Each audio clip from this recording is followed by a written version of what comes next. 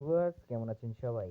আজকের ভিডিও খুবই স্পেশাল হতে চলেছে কারণ আজকে আমি আপনাদেরকে ব্লগার সাইট দিয়ে কিভাবে অ্যাডস্টার সাথে লিঙ্কেড করবেন অ্যান্ড অ্যাডস্টার যে অ্যাডগুলো নেবেন আপনারা সেগুলো কিভাবে সেট আপ করবেন সেটার বিস্তারিত আজকের এই ভিডিওতে আপনাদের সাথে আলোচনা করব।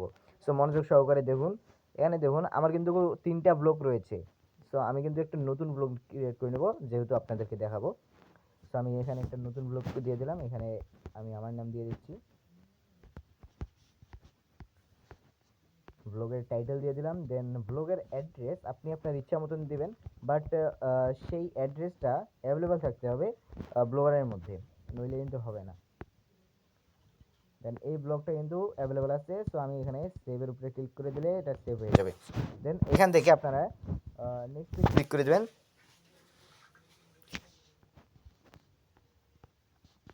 সেভে ক্লিক করে দেওয়ার পর এখান থেকে আপনাদেরকে সামনে নিয়ে আসবে। এবার যে আপনারা দেখতে পাচ্ছেন এখানে কিন্তু আমার ব্লগটা ক্রিয়েট হয়ে গেছে। সো এখন আমি ভিউ ব্লগের উপরে ক্লিক করে দেখব যে আমার ব্লগটা দেখতে কীরকম হচ্ছে। সেই যে দেখুন আমার কিন্তু ব্লগটা ক্রিয়েট হয়ে গেছে, আমি কিন্তু এখন কাস্টমাইজ করব। তো এখন কাস্টমাইজ করার জন্য আপনাদেরকে থিম লাগবে। থিমটা আপনারা কোথায় পাবেন? এই যে এইখান থেকে আমি আপনারা সার্চ ব্রাউজারে এসে, মানে ক্রোম ব্রাউজারে এসে আপনারা নতুন ট্যাব ওপেন করে ব্লগার টেমপ্লেটের একটা ওয়েবসাইট পাবেন। সেই ওয়েবসাইটের মধ্যে আপনারা ঢুকবেন, ঢুকে এখান থেকে ফ্রি অনেকগুলো থিম পাবেন, সেগুলো আপনারা ইউজ করতে পারবেন, কিন্তু সেগুলো জিপ ফোল্ডারে থাকবে, আপনাদেরকে আনজিপ করতে হবে। সো আমি কিন্তু আনজিপও করছি, থিমও ডাউনলোড করছি, অ্যান্ড এখানে আমি এখন থিম আপডেট করব। থিম আপডেট করার জন্য আমি সিম্পলি এই যে এখানে দেখতে পাচ্ছেন থিম নামের একটা অপশন, এই থিম নামের অপশনে আপনারা ক্লিক করে দেবেন। ক্লিক করে দেওয়ার পর একটু লোডিং নেবে। দেন এখানে দেখতে পাচ্ছেন কাস্টমাইজের সেই সাইডে একটা অপশন রয়েছে, সেই অপশনটার উপরে আপনারা ক্লিক করে দেন। ক্লিক করে দেওয়ার পর এখানে দেখুন রিস্টোর নামের একটা অপশন রয়েছে, এই যে দেখুন রিস্টোর নামের একটা অপশন রয়েছে, এখানে আমি ক্লিক করে দেবো। দেন এখানে আপলোডের অপশন চলে আসছে, এখন আমি আপলোডের উপরে ক্লিক করে দেবো। দেন মিডিয়া পিকার হোক বা আপনি যদি কম্পিউটার থেকে করে থাকেন তাহলে আপনাদের কম্পিউটার থেকে চুজ করতে বলবে। দেন আমি এখানে আমি আমার ডাউনলোড ফোল্ডারে গিয়ে এখানে থিমটা চুজ করে নেব। এই যে দেখুন আমার কিন্তু অনেক ধরনের থিম ডাউনলোড করা রয়েছে, আমি টিউবিফাই ফ্রি ভার্সনটা ইউজ করব। টিউবিফাই ফ্রি ভার্সন, এটা কিন্তু এখন আপলোড রিস্টোরিং থিম হচ্ছে।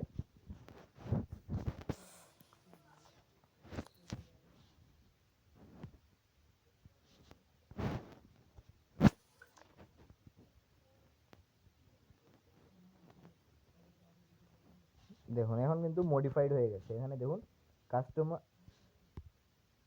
কাস্টম যে থিমটা রয়েছে সেটা কিন্তু মডিফাইড হয়ে গেছে।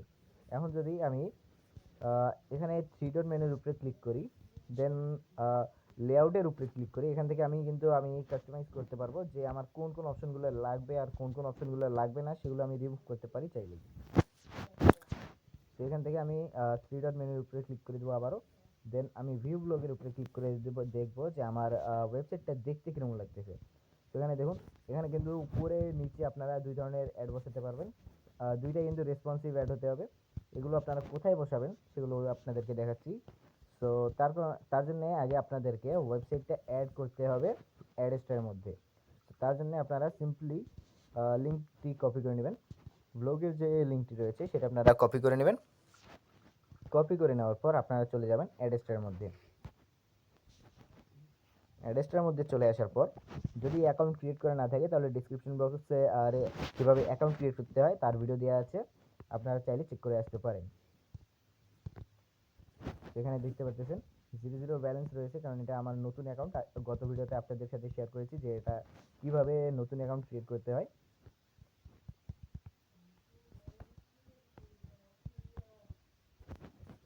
তো আমি থ্রি ডট মেনুর উপরে ক্লিক করব। দেন এখানে দেখতে পাচ্ছেন একটা ওয়েবসাইটস নামের অপশন, এই ওয়েবসাইটসের অপশনে আপনারা ক্লিক করবেন। ক্লিক করে দেওয়ার পর এখানে নিচে দেখবেন অ্যাড এর নামের একটা অপশন রয়েছে, add a website. Add a website, এই অ্যাড এ ওয়েবসাইটের উপরে আপনারা ক্লিক করে দেবেন। ক্লিক করে দেওয়ার পর যেই লিঙ্কটা আপনারা কপি করেছেন সেই লিঙ্কটা আপনারা এখানে পেস্ট করে দেবেন। পেস্ট করে দেবেন, শুধুমাত্র এই .com পর্যন্ত আপনারা রেখে বাকিটুকু কেটে দেবেন। কেটে দেওয়ার পর ওয়েবসাইট ক্যাটাগরি চুজ করে নেবেন।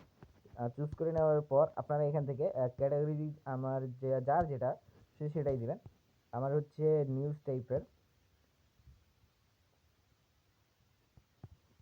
নিউজ টাইপের এখানে অপশন শো করে ক্যাটাগরি শো করতেছে না, তো আমি এখানে আদার্স দিয়ে দেবো। আদার্স দিয়ে দেওয়ার পর এখানে আপনার অ্যাডের উপরে ক্লিক করে দেবেন।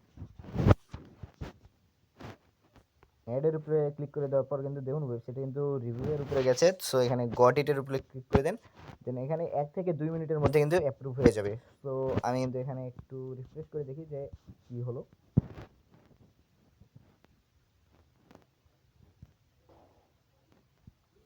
তো আপনারা কিন্তু দেখতে পাচ্ছেন নিচে কিন্তু অলরেডি অ্যাপ্রুভড হয়ে গেছে, অ্যাড ইউনিট কিন্তু 0 রয়েছে বর্তমান। তো আমি কিন্তু এখন নতুন একটা ইউনিট অ্যাড করব, যার কারণে আমি একটু এই সাইডে স্ল্যাশ করে দিয়ে আমি একটা অ্যাড ইউনিটের ক্লিক করে নতুন একটা অ্যাড নিব। তো প্রথমত আমি যেটা নেব সেটা হচ্ছে সোশ্যাল বার অ্যাড। এটার উপরে ক্লিক করে আমি এখানে ক্রিয়েট অপশনে ক্লিক করে দেবো। আরেকটা কথা, যারা অ্যাডাল্টস অ্যাড দেখাতে চান এবং সিপিএম হাই রাখতে চান, তারা এখানে অ্যাডাল্টস অ্যাড এই অপশনটা অন করে দিতে পারেন। কিন্তু এই অপশনটা অন করে দিলে আপনাদের ওয়েবসাইটের মধ্যে সেক্সুয়াল যে অ্যাডগুলো আছে সেগুলো শো করবে, যার কারণে আপনাদের অডিয়েন্স আপনাদের উপর ট্রাস্ট করবে না, আপনার ওয়েবসাইটের দিকে খুব একটা খেয়াল করবে না, পাত্তা দিবে না। যার কারণে আমি সাজেস্ট করব যে অ্যাডাল্টস অ্যাড আপনারা অফ করে রাখবেন। তো আমি কিন্তু এখন ক্রিয়েটের উপরে ক্লিক করে দেবো। ক্রিয়েটের উপরে ক্লিক করে দেওয়ার পর আবারও কিন্তু সেম টাইপের 1 থেকে 3 মিনিটের মতো অপেক্ষা করতে হবে।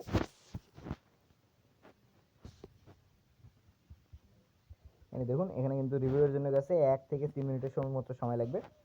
তো আমি যদি এখন রিফ্রেশ করি,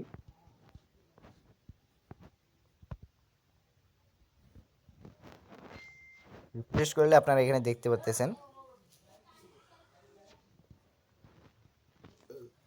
একটু লোডিং নেবে, দেন আপনারা একটু স্ক্রল ডাউন করে দেখবেন যে আপনাদের অ্যাডটা অ্যাপ্রুভ হয়েছে কিনা সেটা দেখার জন্য এখানে দেখুন একটা অপশন আইকন রয়েছে, এই আইকনের উপরে আপনারা ক্লিক করে দেবেন।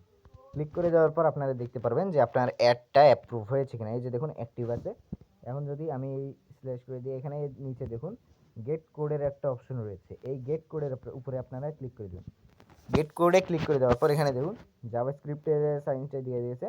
এখন এখানে দেখুন এই কোডটা কোথায় বসাতে হবে, অনেকেই কিন্তু এইটা বোঝেন না যে এই অ্যাডগুলো বসাতে হবে কোথায়, কিন্তু তার জন্য কিন্তু অ্যাড্রেসটা বলে দিয়েছে যে এই অ্যাডগুলো কোথায় বসাতে হবে। এখানে দেখুন ক্লোজিং ট্যাগের আগে বডি ট্যাগের মধ্যে বসাতে হবে। তো এটা কিন্তু আপনারা সিম্পলি কপি করে দেবেন। কপি করে নেওয়ার পর ক্লোজ অপশনে ক্লিক করে দেবেন। ক্লোজ অপশনে ক্লিক করে দেওয়ার পর আপনারা চলে যাবেন ব্লগারের মধ্যে, মানে যেখান থেকে আপনাদের ওয়েবসাইটটা ক্রিয়েট করেছেন সেখানে আপনারা চলে যাবেন। তো আমি কিন্তু চলে আসছি আমার ব্লগার অ্যাকাউন্টে। দেন আপনারা চলে যাবেন থিমের উপরে, আপনারা ক্লিক করে দেবেন। এই যে গত একটু আগে যে আপনারা থিম চেঞ্জ করলেন, এই যে এই অপশনটা এখানেই আপনারা আবার ক্লিক করে দেবেন। দেন আবারও আপনারা কী করবেন, একটু লোডিং নেবে, যার যেরকম নেট তার সেই হিসেবে কিন্তু সাপ্লাইটা ভালো চলবে। সো আপনারা এখানে দেখতে পাচ্ছেন যে আমি কিন্তু সবার নিচে চলে আসছি, দেন ক্লোজিং বডিটা একটা খুঁজে বের করেছি। অ্যান্ড এইখানে এই যে আমার মতো করে এই জায়গায় কিন্তু আপনাদেরকে পেস্ট করতে হবে স্ক্রিপ্টটা আমি পেস্ট করে দিলাম। দেন জুম আউট করে নেব। জুম আউট করে নেওয়ার পর আপনারা কী করবেন, এই যে সাইডে এখানে দেখতে পাচ্ছেন সেভ অপশন, এই অপশনের উপরে আপনারা ক্লিক করে দেবেন। এই অপশনে আপনারা ক্লিক করে দিলে এখানে দেখুন প্রসেসিং নেবে, কিছুক্ষণ টাইম নেবে। কিছুক্ষণ টাইম নেওয়ার পরে আপনাদের কিন্তু অ্যাডটা বসে যাবে।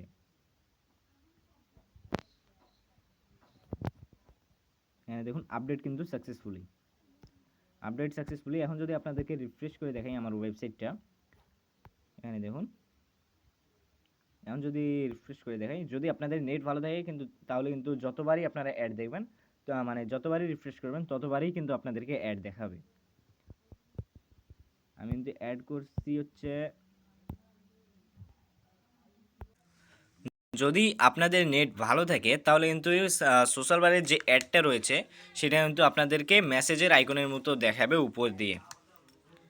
আর এখন দেখুন আমি কিন্তু এখানে অ্যাড করব হচ্ছে পপ আন্ডার অ্যাড করার জন্য আপনারা আবার চলে আসবেন অ্যাডস্টার মধ্যে। দেন আপনারা আবার একটা অ্যাড ইউনিটের উপরে ক্লিক করে দেবেন। অ্যাড ইউনিটের উপরে ক্লিক করে দিয়ে আপনারা এখানে পপ আন্ডার অ্যাড সিলেক্ট করে নেবেন। সিলেক্ট করে নেওয়ার পর আপনারা আবার ক্রিয়েট অপশনে ক্লিক করে দেবেন।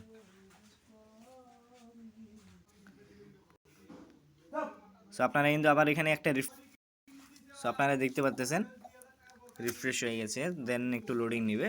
লোডিং নেওয়ার পর আপনারা আবার চেক করবেন যে আপনার যে অ্যাডটা রয়েছে সেটা অ্যাক্টিভ হয়েছে কিনা। যেমন আমার কিন্তু অ্যাক্টিভ হয়ে গেছে পপ আন্ডার অ্যাড। আবার কিন্তু আপনারা গেট কোডের উপরে ক্লিক করে দিয়ে এখান থেকে কপি করে নেবেন। এটা কোথায় বসাতে হবে?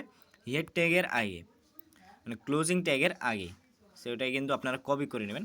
কপি করে নেওয়ার পর আবার চলে যাবেন আপনার যে ব্লগারের থিমের যে কোডটা রয়েছে সেটার একেবারে নিচে চলে যাবেন।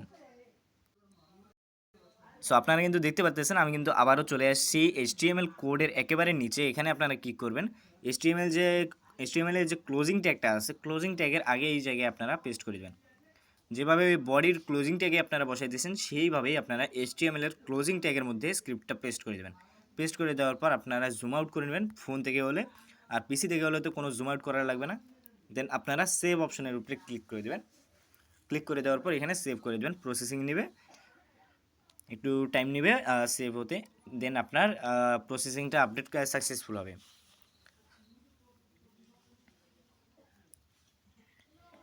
এখানে দেখুন আমার কিন্তু যে অ্যাডটা আসে সেটা কিন্তু বসানো হয়ে গেছে। দেন আমি যদি এখন রিফ্রেশ করে জয়টা ক্লিক করব, পপ আন্ডার অ্যাডে কী করে সেটা যদি আপনারা আপনার ওয়েবসাইটের মধ্যে বসান তাহলে কী করবে, একটা পোস্ট দেখার জন্য একজন ইউজারকে 3 থেকে 4টার মতো ক্লিক করতে হবে। এখানে দেখুন সোশ্যাল বার অ্যাড কিন্তু এখনই শো করতেছিল।